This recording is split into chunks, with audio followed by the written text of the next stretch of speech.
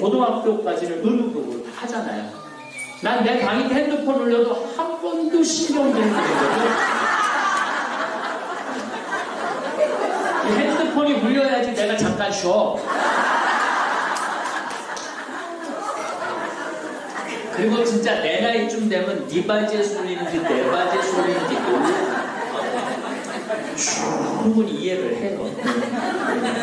때와 장소를 가리지 않는 이 핸드폰, 생각하기 나름이에요. 이걸 즐겁게 받아들이면 즐거운데 짜증스럽게 받아들이면 짜증스러운 거야. 어젠가 그제도 천국은 여기 있다 저기 있다가 아니야, 내 안에 있는 거야. 그러니까 여기 계신 분들은 전쟁 날 거 걱정하지 말아라. 걱정하지 말아라. 쓸데없는 걱정하지 말고 안 죽는 여러분들이 더 큰 문제예요. 전쟁보다 더 무서운 게 안 죽는 여러분이 더 문제예요. 내가 보기에는 전쟁보다 더 무서워요. 전쟁보다. 우리 생태마을에 북에서 탈북한 사람이 있어요. 우리 지금 생태마을에서 6년째 지금 직원도 있어요. 그분 얘기를 들어보면 참 기가 막혀요. 지금도 통화를 해요. 북한에 있는 형하고 통화를 해.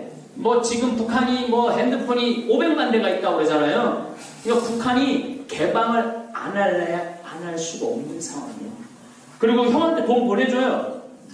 돈을 보내주면은 100만 원을 보내주면 15만 원은 중국 브로커가 가져가고 15만 원은 북한 브로커가 갖고 와서 70만 원이 형한테로 가요.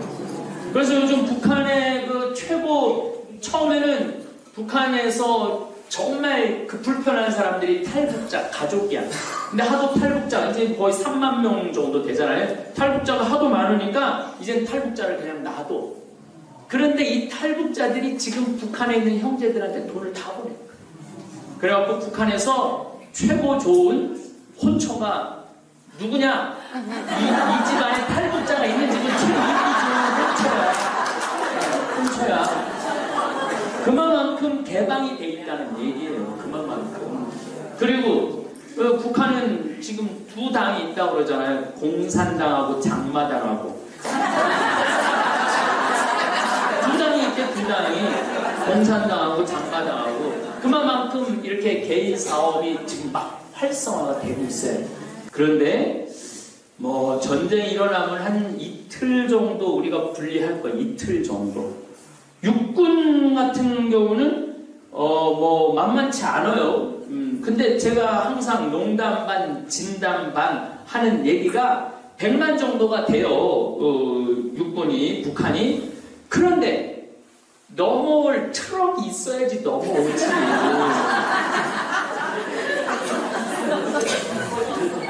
지금 막 뛰어다니면서 총 쏘는 시대는 지났어요. 시대 자체가. 그런데 우리가 꼭 잊지 말아야 되는 것은 전쟁이 일어나면은 미국이 가만히 있지 않아요. 미국이 가만히 있지 않아요. 미국은 우리나라가 전략적으로 반드시 필요한 나라예요. 우리도 미국이 필요하고. 근데 미국에 이제 항공모함이라는 거 들어봤죠?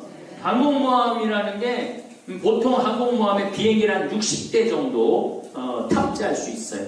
뭐 항공모함이 한 10층 높이 정도 되죠. 배 길이는 한 330m 정도 돼요. 배 길이가 330m 정도 돼요. 육산 빌딩 가봤죠? 네. 육산 빌딩 그 길이보다 더 길어, 배 길이가. 그리고 여러분들 요새 경제위기 그러는데 6.25 전쟁 끝나고 지금까지 경제위기 아닐 때가 언제 있었어요? 생각해봐요.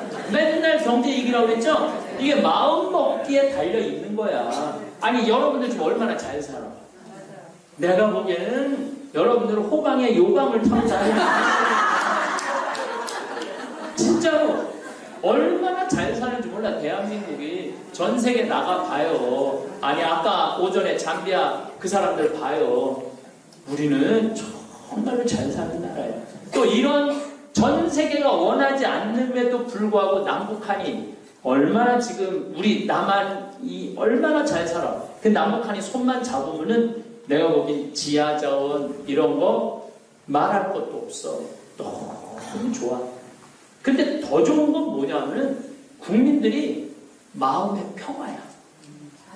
전쟁이 없고 물론 이제 우리가 중국하고 일본이 남아있지 통일돼도 중국하고 일본이 어떤 이유가 생기면 전쟁을 일으켜요.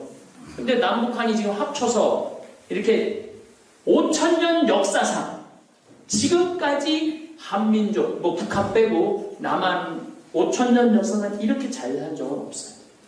내가 역사책을 뒤지고 봤는데 지금처럼 잘 산 적이 없어요. 5,000년 역사상. 정말 그 배고픔의 시절을 이렇게 보면은 조선시대에도 두 끼밖에 못 먹었다는 거예요. 대부분의 평민들은. 근데 지금 우리 남한 봐요. 얼마나 잘 살아요. 그리고 통일이 되면은요, 우리 애들 군대 안 가도 돼. 그래갖고 막 군대 면제하려고 막 간장 막 둘러 마시고 안 그래도 돼. 간장 둘러 마시고 안 그래도 돼. 이 미국 사람들이 정말로 겉보기에는 뭐 그냥 민주주의 뭐 자유 어쩌고 저쩌고 해도 뒤로 챙길 거는 다 챙기는 나라예요. 그래서 우리의 절대적인 우방국가이긴 하지만 그건 우리는 알고 우리가 만나야 돼. 그리고 이제 또 통일 원하지 않는 나라가 있어요. 그게 누구냐면 황창현 신부님의 행복특강 바로 시작하겠습니다. 구독, 좋아요 눌러주시고 남겨주신 댓글엔 답글 달아드리겠습니다. 북한 전문연구원이 본 한반도 정세도 들어주시면 감사하겠습니다. 한반도의 정세라는 주제로 강의를 하겠습니다. 제가 작년 9월 달에 시카고에 강의를 갔어요. 시카고에 강의를 갔는데 할아버지 한 분이 막 강의를 하려고 그랬는데 손을 딱 드시더니 신부님 지금 내일 모레 한국에서 전쟁이 일어난다는데 여기서 지금 강의하고 계시면 어떻게 하느냐고 대한민국 지켜야 되지 않느냐고 제가 그 얘기를 듣고 그때 한 얘기가 있어요. 전쟁 안 일어난다. 전쟁은 일어날 수가 없다. 왜 전쟁이 일어날 수가 없느냐 하면은 북한은 전쟁을 일으킬 힘이 없어요. 뭐 힘이 있어야지 싸울 거 아니야. 뭐 싸울 힘이 있어야지 싸우지. 싸울 힘도 없는데 어떻게 전쟁을 일으켜요. 한동안 작년에 김정은하고 트럼프 대통령하고 네 버튼이 크다, 내 버튼이 더 크다. 그래갖고 뭐 핵무기 버튼을 누른다, 안 누른다. 그래갖고 뭐 젊은 사람들은 그렇게 많이 못 느꼈겠지만 나이 드신 분들은 이거 진짜 혹시 전쟁이 일어나는 거 아니야? 이런 걱정이 있으신 분들이 꽤 많이 있으셨을 겁니다. 아마 앞으로 북한이 먼저 전쟁을 일으키는 경우는 절대 없을 겁니다. 왜냐하면 북한하고 남한하고 군사력을 비교해도 우선 경제력은 우리나라가 100이면은 북한은 4.5예요. 그러니까 이게 뭐 경제력이 싸움도 좀 비슷해야지 싸우는 거지 경제력 차이 자체가 너무나 많이 납니다. 그리고 북한이 만약에 전쟁을 일으키면은 지금 북한 비행기로는 38선을 넘을 수 있는 비행기는 한 대도 없어요. 한 대도 없어요. 북한은 미그 15, 미그 17, 미그 19, 미그 21, 미그 29기를 써요. 뭐 미국이 많이 들어봤죠? 이거 2차 세계대전 때 쓰던 전투기예요. 그리고 1980년대 미그 29기 좀 들여왔어요. 그나마 전투기 비슷한 게 미그 29기예요. 근데 여기 2차 세계대전 때 그 쓰던 비행기는 그 비행기 기관총 정도, 뭐 우리나라처럼 뭐 미사일을 뭐 쏜다든가 이런 비행기는 거의 없어요. 그리고 이거는 일반적인 상식인데 북한은 1년에 비행 시간이 15시간밖에 안 돼요. 그러니까 이 조종사가 1년에 15시간 타는 거야. 뭐냐면 한 달에 1시간 정도, 타는 거예요. 우리나라는 비행 시간이 1년에 180시간 정도 돼요.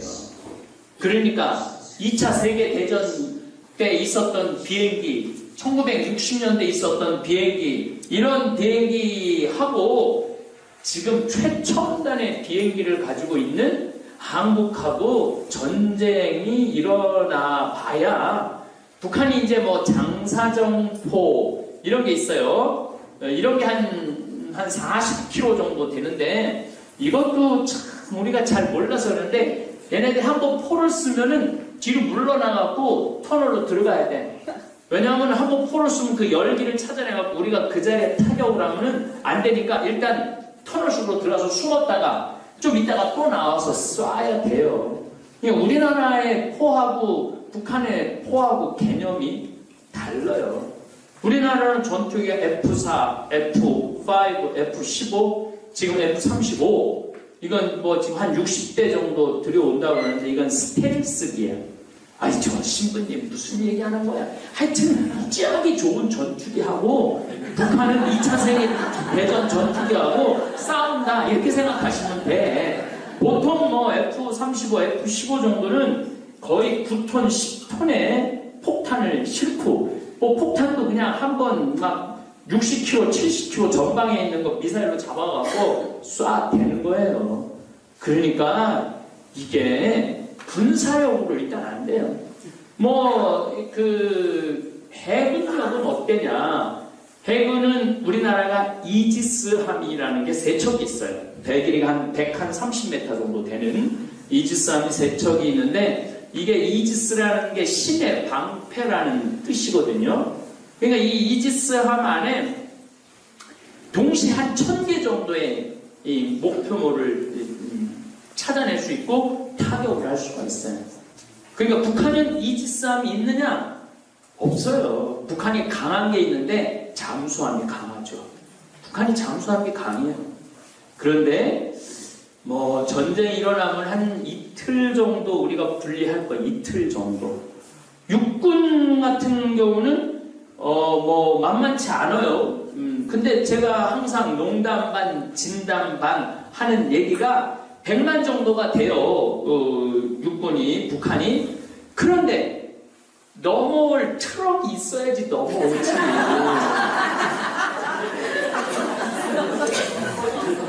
지금 막 뛰어다니면서 총 쏘는 시대는 지났어요. 시대 자체가. 그런데 우리가 꼭 잊지 말아야 되는 것은, 전쟁이 일어나면은 미국이 가만히 있지 않아요. 미국이 가만히 있지 않아요. 미국은 우리나라가 전략적으로 반드시 필요한 나라예요. 우리도 미국이 필요하고. 근데 미국에 이제 항공모함이라는 거 들어봤죠? 항공모함이라는 게 보통 항공모함의 비행기를 한 60대 정도 탑재할 수 있어요. 뭐 항공모함이 한 10층 높이 정도 되죠. 배 길이는 한 330m 정도 돼요. 배 길이가 330m 정도 돼요. 육상 빌딩 가봤죠? 네. 육상 빌딩 그 길이보다 더 길어, 배 길이가.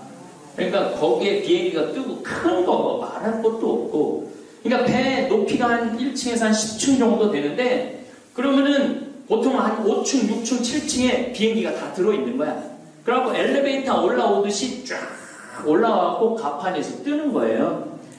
그 항공모함이 보통 한 나라의 군사력 정도 돼요. 한 항공모함이 한 6,000명 정도 항공모함에 있을 수 있는데, 서해 바다에 한 대, 동해 바다에 한 대, 그래갖고 양쪽에 딱 서서 한 이틀만 북한 두들기면은 북한은 거의 없어질 거예요. 그러니까 북한이 먼저 전쟁을 일으키는 경우는 없다. 그리고 북한은 이미 미국과 자기네들 사이의 전략적 차이를 너무너무 잘 알아요. 그래서 이제 우리나라가 이제 1989년경에 노태우 대통령 때죠. 우리나라가 경제가 엄청나게 발전을 했어요. 경제가 엄청 발전을 했는데 이제 수출을 할 만한 다 왔는데 우리가 그때 수출을 못한 곳이 있었어. 공산권.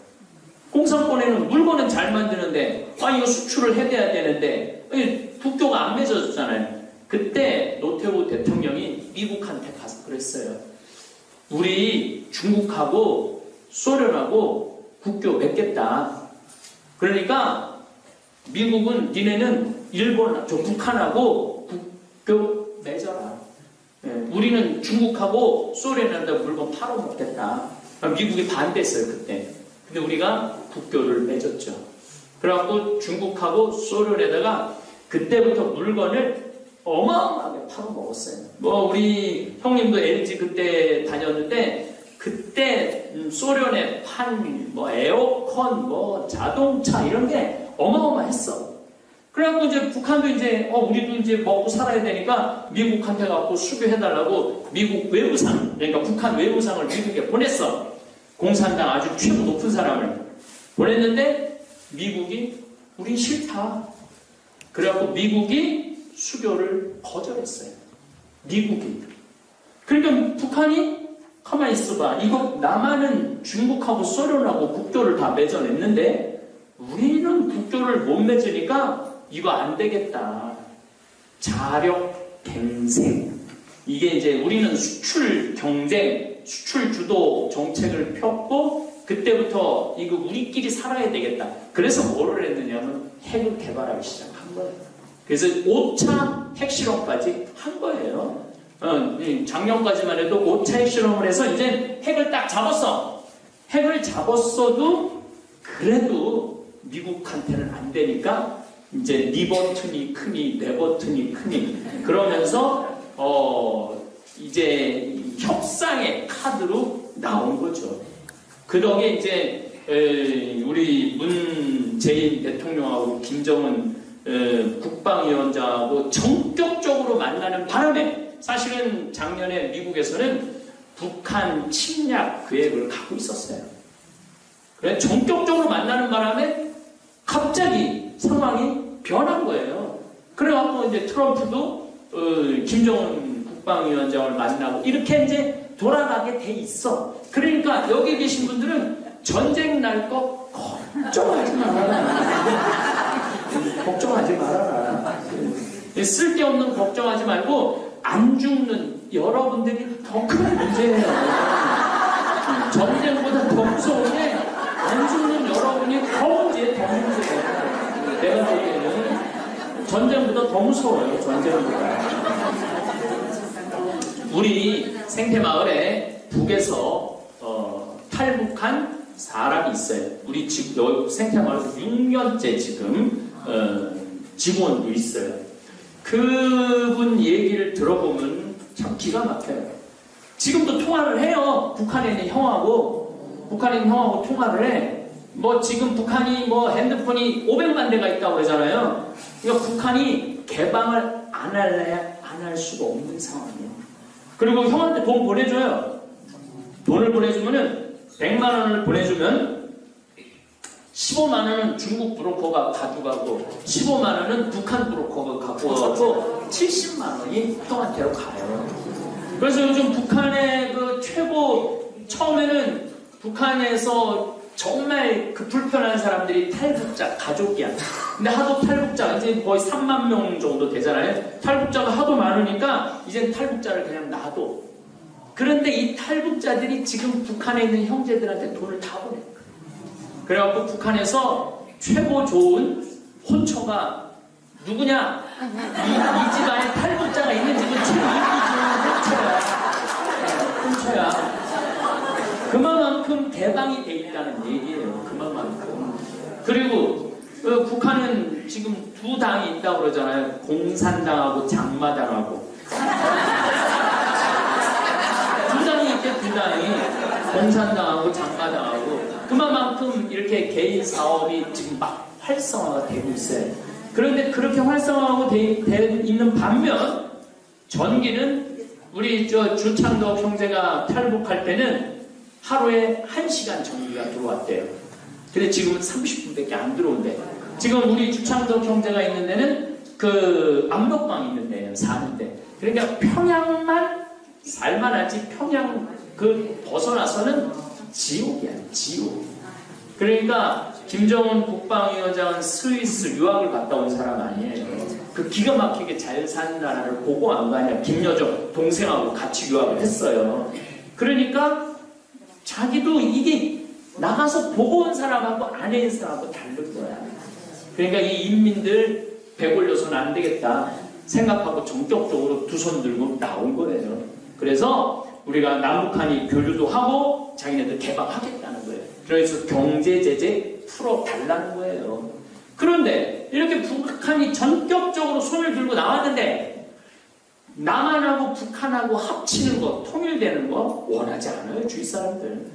일본 가장 원하지 않는 나라가 일본이에요. 일본. 왜냐하면 일본은 우리나라의 한반도에 대해서 어떤 생각을 갖고 있냐면 자기네 나라 속국이라고 아직도 생각하고 있어요. 우리가 잘못 지금 생각하고 있는 거지. 우리가 이 병이 언제부터 들어왔느냐면 삼국시대, 그 다음에 고려시대 때는 일본이라는 국가 개념이 없었어요. 해적, 도둑놈 개념을 갖고 있었어요. 해적이다, 도둑놈 개념을 갖고 있었어. 그리고 세종대왕 때는 대마도에 17,000명의 우리 해군을, 수군을 보내요. 그래갖고 하도 뭐 해적질을 많이 하니까 다 두들겨 잡아갖고 조공을 받아. 그때까지만 해도 우리는 일본이 우리나라보다 2배 땅이 큰 줄 몰랐어. 일본이 남한보다 땅이 4배가 커요. 그리고 일본이 남북한 합쳐도 2배가 더 커. 현재 인구도 우리나라는 5천만인데 일본은 1억 2천만이야.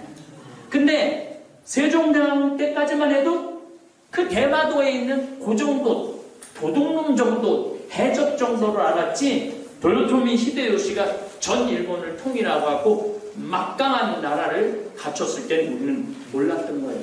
그래서 1592년 4월 12일 날 전격적으로 임진왜란이 일어났죠. 그래서 우리나라가 얼마나 조선이 그 임진왜란 때문에 고통을 겪었어요. 그런데 우리나라가 임진왜란이 일어났을 때 누가 참전을 했죠? 명나라가 참전해서 5만 명을 보냈어요. 이거는 어쩔 수 없는 지정학적 이유예요. 그리고 이제 뭐 어쨌든 이순신 장군님 덕분에 일본이 패해갖고 돌아갔잖아요. 그래도 일본은 끝도 없이 이 한반도에 대한 침략 의지가 있어요. 왜냐하면 일본은 1년에 지진이 몇 번 일어나냐면 5,000번 일어나요. 5,000번. 하루에 15번 정도 일어나요. 하루 15번. 이거는 작은 지진 말고 적어도 한 3.0, 뭐 1점, 2점은 이 사람들은 지진 놓치지도 않아요. 적어도 뭐 4.0, 뭐 여러분들 나는 2.7 지진일 때 평창에서 2.7 지진이 한 번 있었어요. 이 흔들리는 그때 막 여기서 기도하고 찬양 아이들이랑 찬양하고 그러는데 야, 그 흔들리는데 2.7인데도요 대단하더라고요. 근데 일본 애들은 2.7은 지진도 생각 안 해요. 2.7은. 근데 그런 지진이 1년에 5,000번 일어나는 거예요. 그 다음에 태풍. 올해도 15번 일본 갔어. 우리나라는 2년에 한 번 올까 말까 하는데 걔네들은 1년에 15번. 그래서 이 친구들은 일본 우리가 외놈이라고 그러는데 이거 아니에요. 나라도 우리나라보다 2배 크고 인구도 우리가 훨씬 많은 무슨 그 사람들 입장에서는 누가 우리가 거예요. 우리가 착각하고 있는 거죠. 그러고 난 다음에 임진왜란 끝나고 난 다음에 또 계속 침략에 그런 욕심을 갖고 있다가 1894년 동학혁명이 일어났을 때 완전히 우리가 뭐 전라도 고구서부터 시작됐죠. 조병갑이라는 그 이름도 갑이 들어가. 얼마나 갑질을 했는지. 조병갑. 그 군수. 거기서 그 농민들이 혁명을 일으켰죠. 그래갖고 그게 불이 일어나갖고 거의 이제 한양까지 올라갈 판국이니까 청나라의 도움을 청하잖아요. 그러니까 항상 우리나라는 전쟁이 일어나면 누가 껴드느냐? 일본, 중국, 이게 껴들게 돼 있어. 그 어쨌든 뭐 우리나라가 일본한테 나라를 빼앗겼죠. 빼앗겼는데 1927년 관동 지진이 일어나요. 그때 10만 명 정도가 죽어요. 일본 사람들. 그때 뭐 저 다 조선 놈들이 저기다 뭐 어쩌고 저쩌고 해서 엄청나게 죽였죠. 그때 일본은 어떤 계획을 세우느냐 하면 일본의 수도를 한국, 조선, 한반도로 옮길 계획을 가졌었어요. 지금 어디로 옮기느냐 하면은 지금 용인 외대 모현 있는데 거기다가 옮기려고 했어요. 수도를.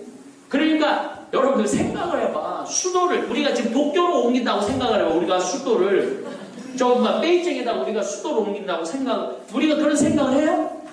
안 하죠? 이게 생각의 차이가 이렇게 큰 거예요. 자기네들 나라 지진 흔들리고 이러니까 조선이 자기네 땅이라고 생각을 하고 수도를 옮기려고 했던 거예요.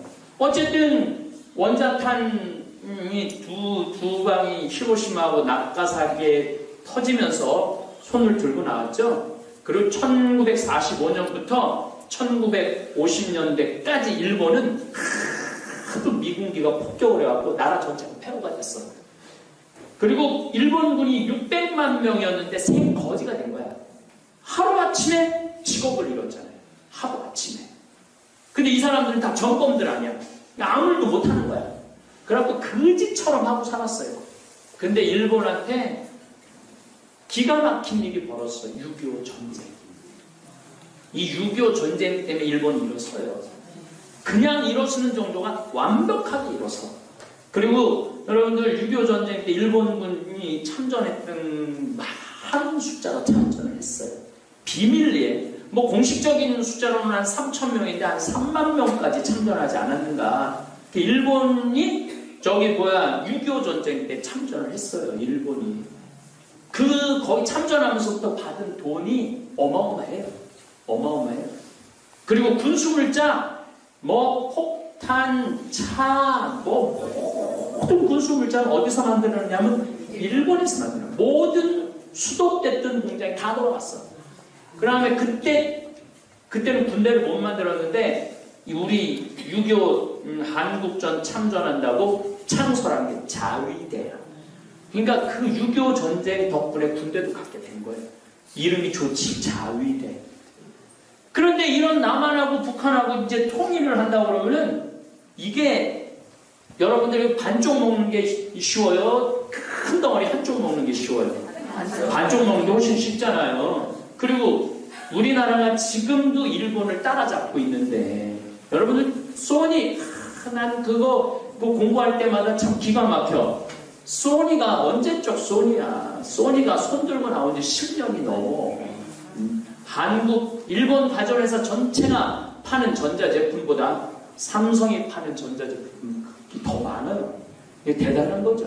일본은 항상 저거 우리들이 먹어야 되는 나라인데 자기네들을 막 뒤쫓아가니까 조선 따라가지, 그 다음에 전자제품 따라가지, 자동차 막 하지, 막 코앞에 다가 반도체 그냥 뭐 따라잡았지. 그러니까 그런데 남한하고 북한하고 손을 잡는다? 그러면 요즘 김정은 국방위원장하고 문재인 대통령하고 만난다는데 한마디도 안 하는 나라가 하나 있잖아요. 일본은 한마디도 안 하잖아요. 통일을 원하지 않는 거예요. 심지어 1990년서부터 2010년까지 성장 없는 20년을 일본을 보냈어요. 그때 일본 정말로 밑에 극우들은 뭐라 그랬냐면은 남북한이 전쟁이 한 번 더 일어나야 된다고. 그래야지 자기네 나라가 발전한다고. 그러니까 여러분들 일본은요, 내가 달력에다 써놨어. 내가 달력 다 내년 달력에다가 10월 며칠이가 독도의 날인데 2019년부터 일본은 모든 학생들한테 독도는 일본 땅이라고 가르쳐요. 그렇게 10년 동안 배우면은요, 일본 대부분의 아이들은, 전쟁할 수 있는 세대 아이들은 저거 우리 땅인데 저 조센진이 그 강점하고 있다고 생각해요. 그러니까 전쟁을 일으킬 수 있는 근거가 되는 거야. 1905년에도 을사늑약할 때도 일본이 뭐라고 했냐면 독도는 우리 땅, 일본 땅이라고 그러고 들어오기 시작한 거예요. 그러니까 2019년에 이제 모든 교과서에서 가르친다는 얘기는 얘네들 귀에 있으면은 먹겠다는 거야. 근데 남북한이 손을 잡는다 그러니 이게 얼마나 이거 걱정스러운 일이에요. 그러니까 일본은 우리나라 통일되는 걸 원하지 않아요. 그리고 또 우리나라 통일되는 거 원하지 않는 나라가 중국이에요. 중국은 이 태평양으로 나가고 싶은데 우리나라 딱 막고 있잖아요. 일본하고 우리나라가 이 태평양으로 나간다는 건 뭐냐면은 무역로라든지 군사든지 다 마찬가지예요. 근데 딱 우리나라하고 일본이 미국이 딱 막고 있으니까 못 나가는 거야. 아니 이게 미국하고 대적을 좀 하고 싶은데 이게 답답한 거야. 그나마 그 자기네들 앞에 자기네들을 막아주는 게 누구냐면 북한이 막아주고 있는 거예요. 직접 우리하고 북한, 우리나라가 압록강 경계에 있으면 이 사람들은 우리나라하고 경계를 두는 게 아니라 미국하고 경계를 둔다고 생각을 해요. 그러니까 6.25 전쟁 때 우리가 압록강까지 올라갔는데 마오쩌둥이 뭐라고 그랬어요? 그 유명한 말이 있죠. 순망치한이라고 입술이 없으면 이가 실이다. 그래갖고 중공군 140만 명을 보내줘요. 그래서 여러분들 6.25 전쟁 때 중공군 14만 명이 죽어요. 그 다음에 80만 명이 부상을 입어요. 어마어마한 양을 투여해갖고 그 북한을 지켜낸 거야. 근데 그렇게 지킨 북한이 만약에 손들고 남북한 통일이 돼갖고 이제 우리는 민주주의 하겠다. 그러면은 중국은 완전히 미국하고 맞다는 거예요. 그러니까 중국도 뜨뜻미진한 거예요. 또 지금 이제 북한의 지하 자원 엄청나게 캐가고 있다고 그래요. 지금 엄청나게 캐가고 있는데 그걸 못 캐갈 거 아니야. 우리가 개발하면은 그거 못 개발하는 거 아니에요. 참 그런 거를 이렇게 생각해 보면은 임진왜란 때도 명나라가 들어왔지.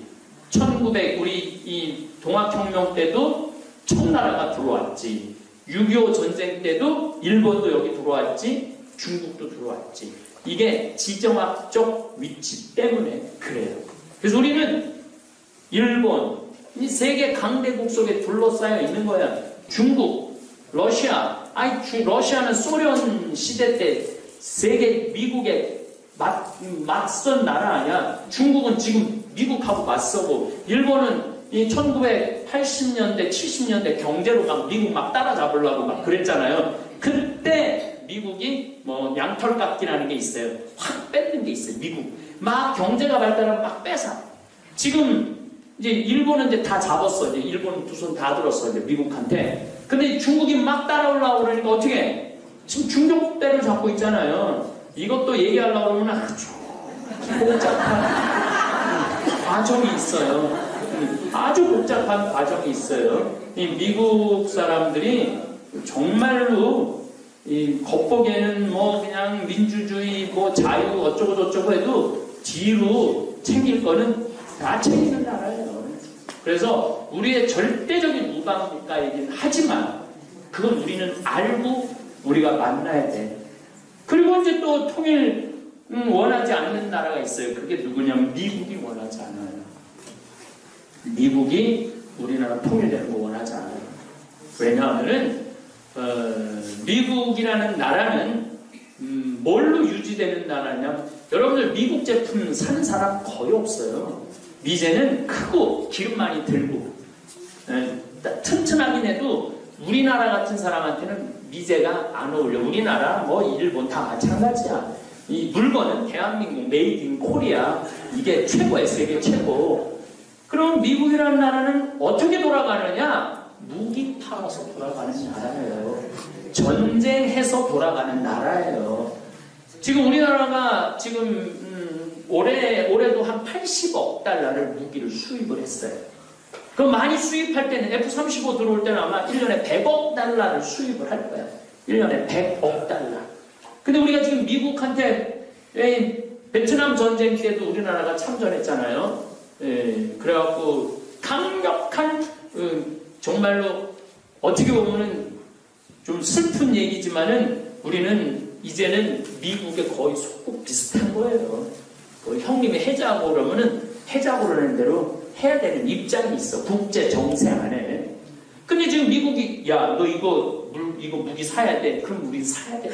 너 이번에 이거 사야 돼. 그럼 우리 사야 돼요.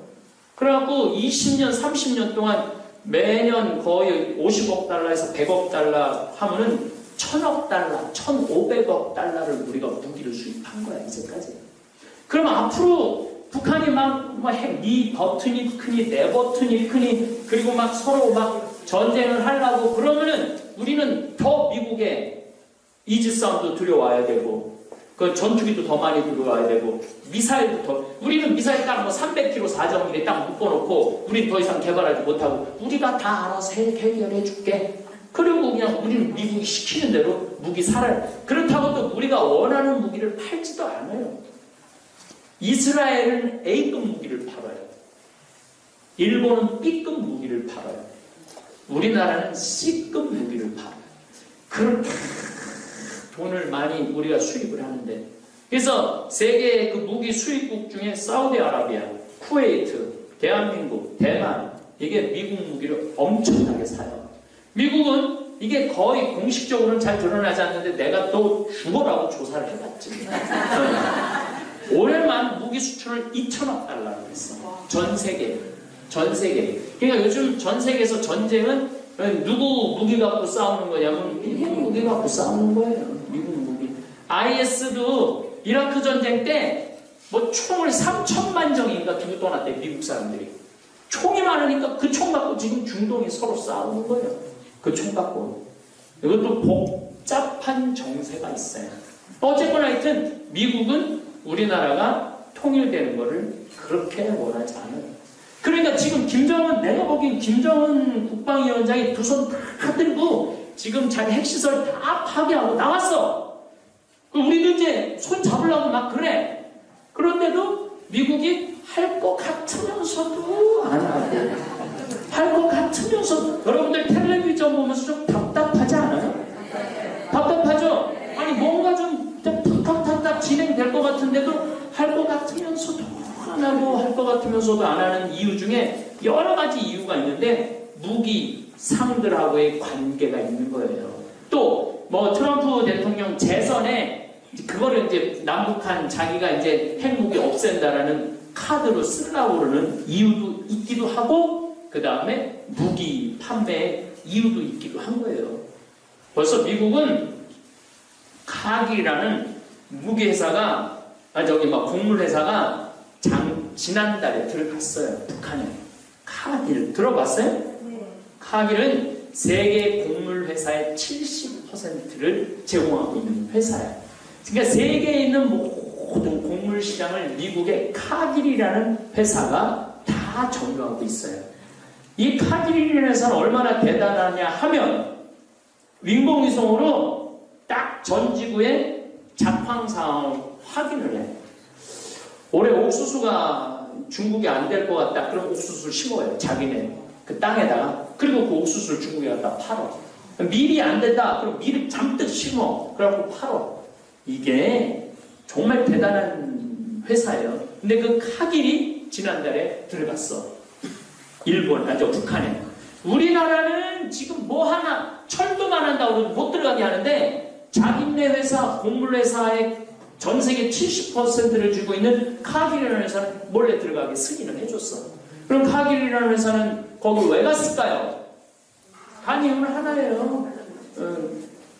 내가 니네들 곡물 내줄 테니까 니네 지하자원 달라고 벌써 협상하고 들어간 거야.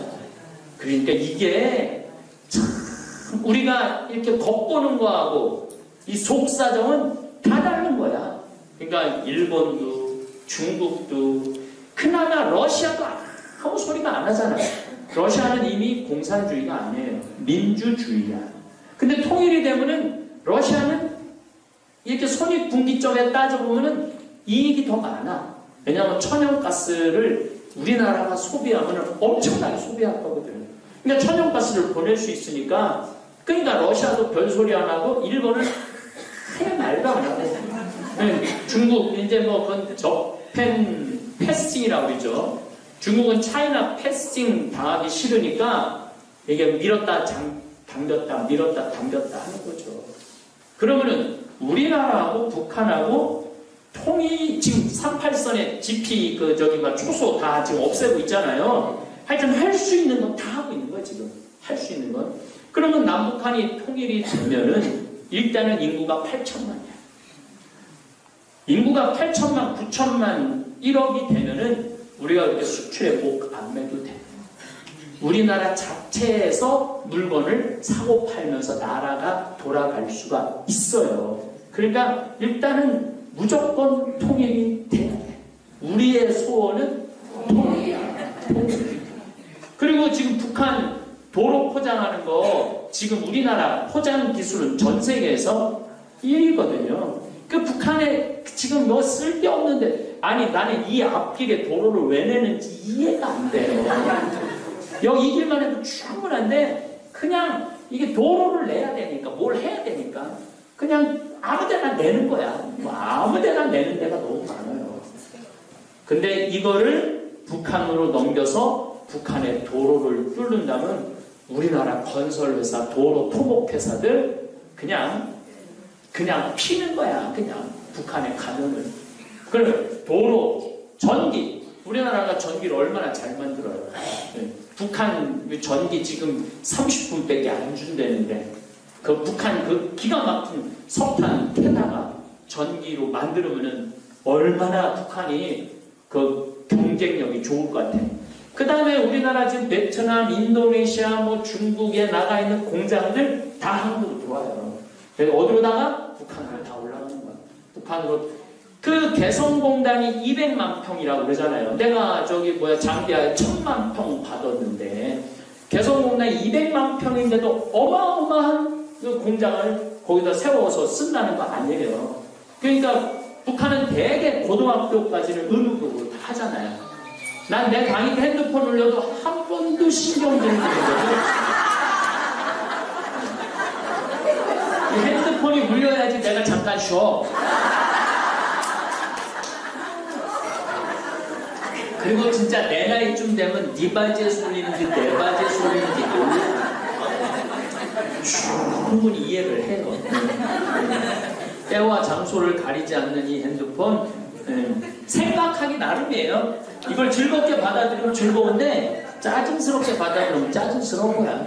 어제가 그제도 천국은 여기 있다 저기 있다가 아니야. 내 안에 있는 거야. 천국은. 내가 어떤 마음으로 생각하느냐. 얼마나 지금 핸드폰 올린 자매님 당황스러울 거야. 이게 지금 전 세계 유튜브로 지금 방송되는 건데. 그리고 뭐 이게 가서 봐야 되겠지만 지하 자원은 3,000조 정도 있다고 그러잖아요. 지하 자원은. 그러니까 우리가 어떻게 계산할 수 없는 자원이 북한에 있는 거예요. 북한에. 그리고 석유는 뭐 그것도 직접 가서 우리가 봐야 되겠지만은 석유 매장량이 세계 3위, 4위급 정도 된다고 해요. 1,500억 배럴 정도 있다고 해요. 1,500억 배럴. 그럼 1,500억 배럴 정도면 뭐 양이 어느 정도냐? 우리나라가 500년 동안 쓸 수 있는 석유 양이라고 해요. 우리나라가 500년 동안. 그게 주로 어디 많이 묻혀있느냐면 평양 앞바다에 많다고 해요. 근데 단점이 하나 있어요. 이게 지하 10km 정도예요. 예. 근데 이 석유 시추하는 이 기술은 SK가 세계적이야. 그 안정만 되면은 가갖고 어쨌든 시추를 해갖고 퍼내는 건 내가 보기엔 문제가 없을 거야. 그러니 이런 남한하고 북한하고 하나가 된다 그러면은 어떨 것 같아요? 2050년 되면은 전 세계에서 경제 2위 국가가 된다. 2050년 정도 되면은 세계 평가 회사들이 평가하기를. 그리고 국민소득은 8만 달러 정도 된다고 그래요. 근데 뭐 우리는 뭐 북한에 다 퍼준다. 뭐 통일 비용이 뭐 독일 1989년에 베를린 장벽이 무너졌어요. 근데 뭐 독일을 봐라. 뭐 지금도 통일, 여러분들 지금 유럽에서 제일 잘 나가는 나라는 독일이에요.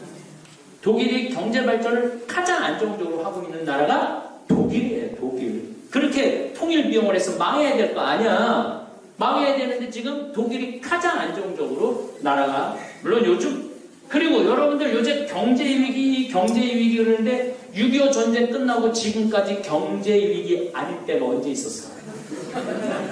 생각해봐요. 맨날 경제위기라고 그랬죠? 이게 마음먹기에 달려있는 거야. 아니, 여러분들 지금 얼마나 잘 살아? 내가 보기에는 여러분들은 호강에 요강을 타고 살아요. 진짜로 얼마나 잘 사는지 몰라. 대한민국이 전 세계 나가봐요. 아니, 아까 오전에 잠비아 그 사람들 봐요. 우리는 정말로 잘 사는 나라예요. 또 이런 전 세계가 원하지 않음에도 불구하고 남북한이 얼마나 지금 우리 남한이 얼마나 잘 살아. 그 남북한이 손만 잡으면은 내가 보기엔 지하자원 이런 거 말할 것도 없어. 너무 좋아. 근데 더 좋은 건 뭐냐면은 국민들이 마음의 평화야. 전쟁이 없고 물론 이제 우리가 중국하고 일본이 남아있지. 통일돼도 중국하고 일본이 어떤 이유가 생기면 전쟁을 일으켜요. 근데 남북한이 지금 합쳐서 이렇게 5,000년 역사상 지금까지 한민족, 뭐 북한 빼고 남한 5,000년 역사상 이렇게 잘 산 적은 없어요. 내가 역사책을 뒤지고 봤는데 지금처럼 잘 산 적이 없어요. 5,000년 역사상. 정말 그 배고픔의 시절을 이렇게 보면은 조선시대에도 두 끼밖에 못 먹었다는 거예요. 대부분의 평민들은. 근데 지금 우리 남한 봐요. 얼마나 잘 살아요. 그리고 통일이 되면은요, 우리 애들 군대 안 가도 돼. 그래갖고 막 군대 면제하려고 막 간장 막 불러 마시고 안 그래도 돼. 간장 불러 마시고 안 그래도 돼. 그리고 더 중요한 건 지금 군대 2년, 3년 안 가는 기간 동안 공부도 하고 직장 생활하고 경제활동 해봐요. 그러면은 우리가 지금 상상하는 것보다 훨씬 좋은 속도, 좋은 환경에 우리나라는 안정으로 들어갈 거야. 나는 요즘 방탄소년단 애들이 어떤 애들인지 여러분들 잘 모르죠? 알아요? 잘 모르죠? 그러니까 요즘 젊은이들한테 조용필이야. 방탄소년단이. 근데 빌보드 차트 2018년 미국 가요 순위 탑10 그런 걸 빌보드 차트라고 그러거든요. 200위까지 하는데 3개월 내에 1위를 2번 했어요. 3개월 내에. 그러니까 전 세계에서 3개월 내에 1위를 2번 했는데 외국 가수로는 역사상 처음 있는 일이에요. 역사상. 그리고 이 빌보드 휴대폰을 안 갖고 왔는데 얘네들 방탄소년단 애들이 그 휴대폰에다가 유튜브에다가 자기 노래를 올려요. 그런데 조회수가 32억 뷰야. 그 싸이가 강남스타일 했을 때 5억 했을 때 난리가 났잖아요. 근데 얘네들은 7명이 하는 노래를 하는 거거든. 32억 뷰야. 그러니까 지금 전 세계가, 그러니까 지금 뉴욕 매치 경기장 뭐 어마어마하게 큰 야구장에서 공연하면은 전성 매진이야. 전성 매진인데 우리나라 사람이 가서 보는 게 아니야. 얼굴 하얀 백인들이 막 눈물 흘리고 막 그냥 막 이틀 3일 줄 서서 기다리고, 이게 한류라는 게 이게 무서운 거예요. 근데 그 노래 가사 안에 우리나라 노래도 불러요. 지화자 좋다. 그런 노래 가사를 넣어 애들이. 기가 막힌 거잖아요. 그러니까 일본의 방탄소년단 애들이 일본 침략한 거 그거 하니까 출연하지 못하겠는데 전 세계가 난리가 났잖아요. 왜 그러느냐고. 그럼 방탄소년단 애들 2년 동안 군대 갔다 오면은 이게 국가적으로 얼마나 이게 손해야. 그런 애들 군대 안 가도 되고 마음껏 펼칠 수 있는 게 남북한 통일이에요. 그리고 내가 왜 남북한 통일을 더 간절하게 바라느냐 하면 지금 2,400만, 2,500만 명 정도 되는데 예수님의 복음 말씀을 못 듣잖아. 이 기가 막힌 예수님의 복음 말씀을 못 듣잖아. 유튜브 지금 볼지도 모르겠지만, 물론 지금 우리 여기 주창덕이라는 직원이 내 CD를 보내갖고 화가 나십니까를 듣고 돌아가면서 자기네 그렇게 밤에 모여서 듣는데요. 네. 그 하여튼 대단한 그래서 우리 우리 그 직원한테 그 과장인데 주과장한테 그런데 이 천주교 신부님이 대단하네. 이 신부님이 우리 와서 좀 많이 좀 가르쳐 줬으면 좋겠네 그러더라고요. 그러니까 내가 북한에 가고 좀 강의 보고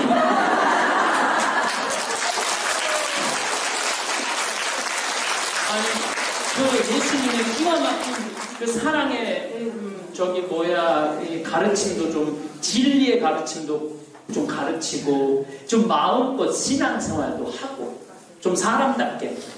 지금 북한은요, 내가 함경도에서 평안도로 가려고 그러면은 그 증명서가 5개가 있어야 되는데 5개.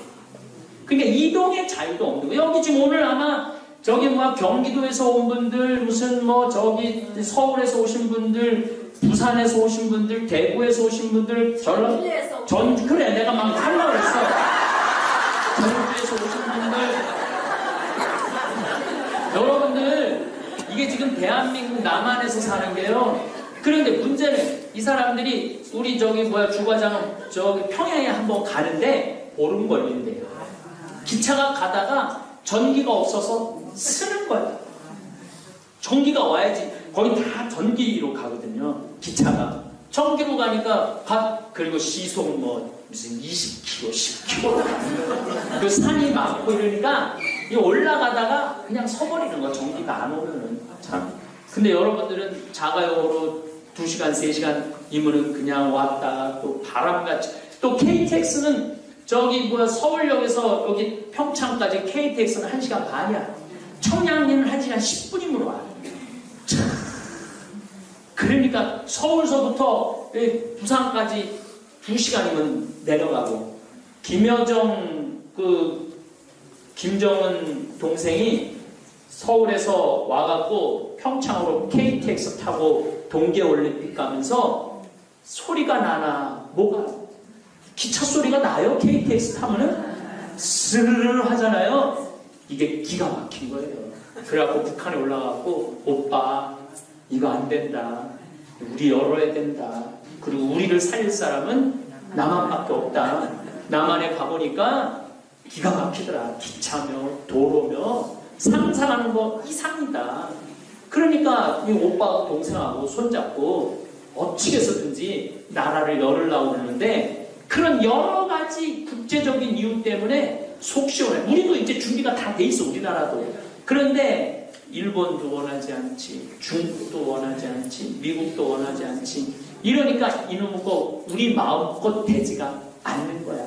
근데 국민들이 이런 국제 정세를 좀 잘 이해하고 지금 세계 돌아가는 상황을 잘 알고 그리고 관광 이게 지금 여기서 한국만 뺑글뺑글 돌아다니는 남한보다 북한에 가면 개마고원이 기가 막히대요. 개마고원. 나는 백두산도 가보고 금강산도 다 가봤는데 기가 막혀요.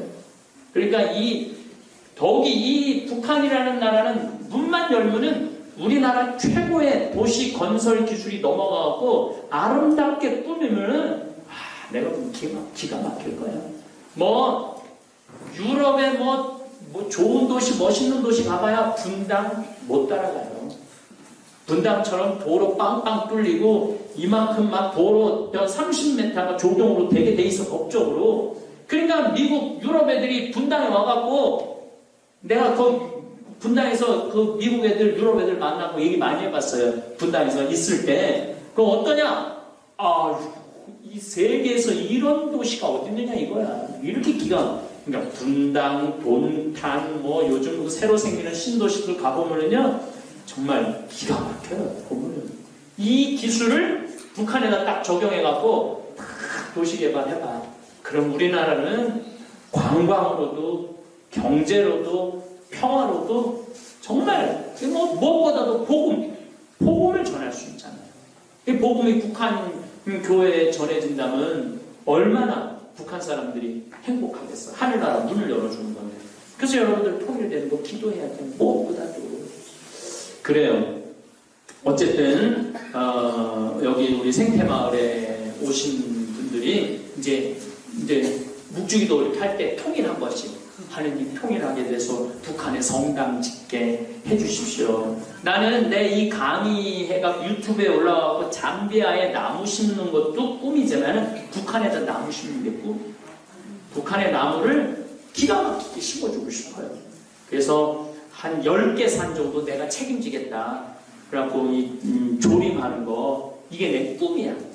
이 환경을 지키는 거는 나무를 심는 거거든. 그래서 여러분들 유튜브 한번 보면은 북한에다 나무 하나 심는 거다 이렇게 생각하시면 좋을 것 같아요. 또 내가 오늘은 여러분들한테 직접 강의를 하겠지만 다음에는 하나 힌트를 주면은 내가 요즘 그 죽음에 대한 공부를 하거든요. 죽음에 대한 책을 쓰고 있어요. 근데 너무 재밌어. 얼마나 재밌다고 웃기죠. 여러분들 사람들 관에다 묶을 때 염해갖고 왜 광목으로 묶는 줄 아세요? 다시 살아나와서 관 열고 나오지 말라고 묶는 거예요. 그게 결정적인 이유예요. 그게 결정적인 이유야. 꽉 묶는 게 뭐냐면 다시 살아서 관 열고 나오지 말라고. 그래서 묶는 거야. 근데 내가 요즘 죽음에 대한 이렇게 책을 쓰면서 우리가 죽음에 대한 문화에 대해서 잘 알면은 죽음을 좀 쉽게 받아들이겠더라고. 그래서 다음에 기회 되면은 이 죽음에 대한 문화에 대한 이야기를 또 해드리도록 하겠습니다. 또 재미난 프로그램 많이 함께 해주시길 바라겠습니다. 감사합니다. 어떠셨나요? 한반도에서 전쟁이 일어날 가능성이 1950년 한국전쟁 이후 최고 수준에 이르렀다는 얘기가 나왔습니다. 북한이 핵을 보유했다고 선언하고 남북한을 적대적인 두 국가 관계로 규정하면서 한반도의 긴장이 높아지고 있지만 당장 전쟁이 터질 것 같지는 않다는 이야기도 있습니다. 미국의 외교 전문지 포린 폴리시에서는 로버트 매닝이라는 연구원의 글을 통해 두 가지 전쟁 시나리오를 소개했습니다. 첫 번째는 북한이 한미연합훈련에 반발해 군사 도발을 감행할 가능성이 있다는 것이고, 두 번째는 중국이 대만을 침공할 때 북한이 그 틈을 타 남한을 공격할 수 있다는 내용입니다. 이 분석을 보면 북한이 생각보다 공격적으로 나올 수 있다는 점에서 조심해야 한다는 의견을 주고 있습니다. 그런데 우리 황창현 신부님께서는 우리가 잊어버린 다른 시각 또한 제시하고 계십니다. 황 신부님은 북한이 전쟁을 일으킬 힘이 없다는 점을 강조하십니다. 경제적으로 남한과 비교할 때 북한은 너무나도 뒤처져 있고 군사적으로도 이미 시대가 바뀌어 전쟁이 나더라도 북한이 오래 버티기 어렵기 때문입니다. 전쟁이라는 게 그냥 총 쏘고 대포 날리는 시절은 이미 지나갔다는 거죠. 특히 북한의 경제력은 남한의 100분의 4.5 수준밖에 안 된다고 하니 경제력 차이만 봐도 전쟁이 쉽지 않다는 겁니다. 경제도 비슷해야 전쟁이 될 텐데 이 정도 차이가 나면 전쟁은 사실상 불가능하다는 논리입니다. 또 황 신부님은 북한이 개방을 하지 않고는 앞으로 버티기 어렵다고 보십니다. 탈북자들이 북한에 돈을 보내는 상황이 이미 흔한 일이 되었고 이로 인해 북한도 서서히 변화를 맞이할 수밖에 없는 상태라는 점을 강조합니다. 신부님 말씀대로라면 북한은 전쟁보다는 개방과 경제 발전 쪽으로 나아갈 가능성이 더 크다는 것입니다. 더 나아가 북한에서 개인 사업이 활성화되고 있다는 얘기까지 하시는데 이는 전쟁보다는 개방의 길로 갈 가능성을 보여주는 신호로 볼 수 있습니다. 또한 황창현 신부님은 통일의 중요성에 대해서도 말씀하십니다. 남북이 통일되면 인구가 8천만에서 1억 명이 되어 남한의 경제적 부담도 덜어질 것이라고 하셨습니다. 통일이 되면 우리 자체 내에서 소비가 이루어지고 수출에 의존하지 않아도 경제가 돌아가게 될 것이라고 합니다. 통일 이후 북한의 도로와 전기, 산업을 발전시키면 남한의 기술력이 크게 도움이 될 것이며 이를 통해 남북이 함께 성장할 수 있을 것이라고 하십니다. 예를 들어 우리나라가 세계 최고 수준인 도로 포장 기술을 북한에 적용할 수 있고 북한의 지하자원과 석유 매장량도 엄청나다는 점에서 통일의 경제적 잠재력은 말로 다할 수 없다는 말씀을 하셨습니다. 참으로 마땅한 말씀이십니다. 황 신부님은 북한의 군사력에 대해서도 아주 구체적으로 설명해 주십니다. 북한의 전투기는 2차 세계대전 때 사용하던 구식 미그 전투기들이 대부분이고 남한의 최신 전투기들에 비해 상대가 안 된다는 점을 지적하셨습니다. 북한이 쓸 수 있는 장사정포나 다른 무기들도 매우 제한적이라고 말씀하시며 전쟁이 일어나면 초기에는 불리할지 모르지만 곧 미국과의 협력으로 북한은 큰 피해를 입게 될 것이라는 분석을 해주셨습니다. 즉, 북한이 전쟁을 일으킬 가능성은 매우 낮고 경제적 어려움과 국제적 고립이 지속되는 한 전쟁보다는 평화적 해결의 길로 나아갈 수밖에 없다는 것이 결론입니다. 신부님은 방탄소년단과 같은 K-팝 열풍을 예로 들어 남북 통일이 가져올 문화적, 경제적 파급력도 강조하십니다. 지금도 전 세계에서 한국의 음악과 문화가 큰 인기를 끌고 있는데 만약 남북한이 통일된다면 북한의 자원과 남한의 기술 그리고 문화적 힘이 결합되어 세계에서 더 큰 영향력을 발휘할 수 있다는 것입니다. 특히 방탄소년단 같은 젊은 인재들이 군대에 가지 않고도 계속 활동할 수 있는 여건이 마련된다면 한국은 문화, 경제, 군사적으로 더욱 안정되고 발전된 나라가 될 것이라는 희망적인 메시지를 주셨습니다. 이렇듯 황창현 신부님은 한반도에서의 긴장 상태에도 불구하고 북한의 실상과 경제적 상황을 고려했을 때 전쟁의 가능성보다는 평화적 해결의 가능성이 더 크다고 말씀하십니다. 그리고 통일이 이루어진다면 남북이 함께 경제적, 문화적으로 크게 발전할 수 있는 길이 열릴 것이라는 긍정적인 비전을 제시해 주셨습니다.